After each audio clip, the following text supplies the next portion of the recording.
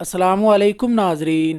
کابل سے لے کر بنگال تک مغل شہنشاہ کا سکہ چلتا تھا۔ دارالحکومت دہلی اس وقت دنیا کا سب سے بڑا شہر تھا اور اس کا شمار دنیا کے امیر ترین شہروں میں کیا جا سکتا تھا۔ دہلی کی آبادی 20 لاکھ افراد پر مشتمل تھی، جو کہ لندن اور پیرس کی مجموعی آبادی سے زیادہ تھی۔ نادر شاہ سن 1739 کے اوائل میں فاتحین ہند کی مشہور گزرگاہ درائے خیبر عبور کر کے ہندوستان میں داخل ہو گیا۔ کہا جاتا ہے کہ محمد شاہ رنگیلا کو جب بھی بتایا جاتا کہ نادر شاہ کی فوجیں آگے بڑھ رہی ہیں تو وہ یہی کہتا، ہنوز دلی دور است، یعنی ابھی دلی بہت دور ہے، ابھی سے فکر کی کیا بات ہے۔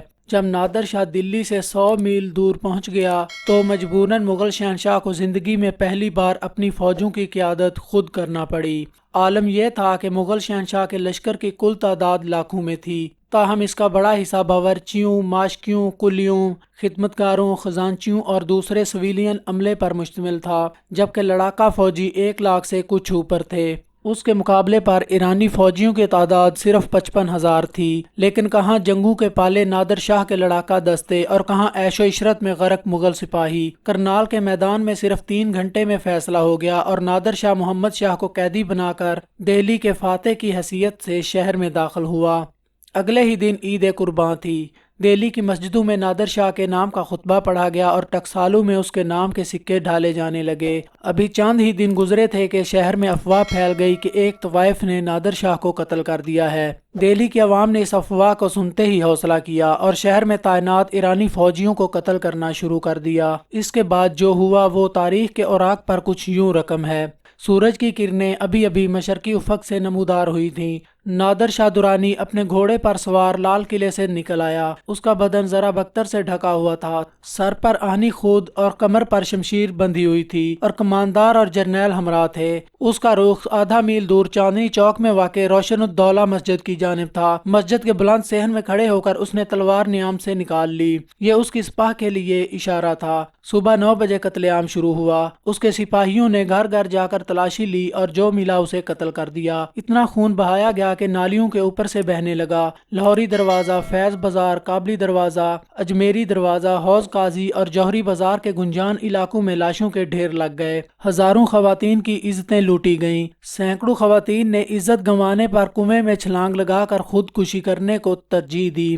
کئی لوگوں نے خود اپنی بیٹیوں اور بیویوں کو قتل کر دیا کہ وہ ایرانی سپاہیوں کے ہتھے نہ چڑھیں۔ اکثر تاریخی حوالوں کے مطابق اس دن 30,000 دہلی والے موت کے گھاٹ اترے۔ آخر کار محمد شاہ رنگیلا نے اپنے وزیر اعظم نظام الملک کو نادر شاہ کے پاس بھیجا۔ نظام الملک ننگے پاؤں اور ننگے سر نادر شاہ کے سامنے حاضر ہوا اور عرض کی کہ اور کوئی نہیں بچا جسے تو اپنی تلوار سے قتل کرے، ماں سوائے اس کے کہ مردوں کو زندہ کرے اور دوبارہ قتل کرے۔ یہ بات سنی تو پھر نادر شاہ نے تلوار دوبارہ نیام میں ڈال لی اور اس کے سپاہیوں نے بھی ہاتھ روکا، لیکن بات یہی نہیں رکی۔ قتل عام بند ہوا تو لوٹ مار کا بازار کھل گیا۔ شہر کو مختلف حصوں میں تقسیم کر دیا گیا اور فوج کی ڈیوٹی لگا دی گئی کہ وہ وہاں سے جس قدر ہو سکے مال و زر اکٹھا کریں۔ جس شخص نے اپنی دولت چھپانے کی کوشش کی اسے بدترین تشدد کا نشانہ بنایا گیا۔ جب شہر کی صفائی ہو گئی تو نادر شاہ نے شاہی محل کی جانب توجہ کی۔ چند دنوں کے اندر اندر شاہی خزانہ خالی کرنے کا حکم دیا گیا۔ یہاں موتیوں اور مونگوں کے سمندر تھے، ہیرے جواہرات اور سونے چاندی کی کانیں تھیں جو انہوں نے کبھی خواب میں بھی نہیں دیکھی تھیں۔ شاہی خزانے سے کروڑوں روپے نادر شاہ کے خزانے میں منتقل کیے گئے۔ دربار کے امراء، نوابوں اور راجاؤں نے مزید کئی کروڑ مالیت کے سونے اور جواہرات بطور تاوان دیے۔ 1 مہینے تک سینکڑوں مزدور سونے چاندی کے زیورات، برتنوں اور دوسرے ساز و سامان کو پگھلا کر اینٹیں ڈھالتے رہے تاکہ انہیں ایران ڈھونے میں آسانی ہو۔ تاریخ دانوں کے ایک تخمینے کے مطابق اس کی مالیت اس وقت کے 70 کروڑ روپے تھی، جو آج کے حساب سے تقریباً 156 ارب ڈالر بنتی ہے۔ یہ انسانی تاریخ کی سب سے بڑی مسلح ڈکیتی تھی۔ 12 مئی 1739 کی شام دہلی میں زبردست چہل پہل تھی۔ شاہ جہان آباد میں چراغاں اور لال قلعے میں جشن کا سماں تھا۔ غریبوں میں شربت، پان اور کھانا تقسیم کیا جا رہا تھا۔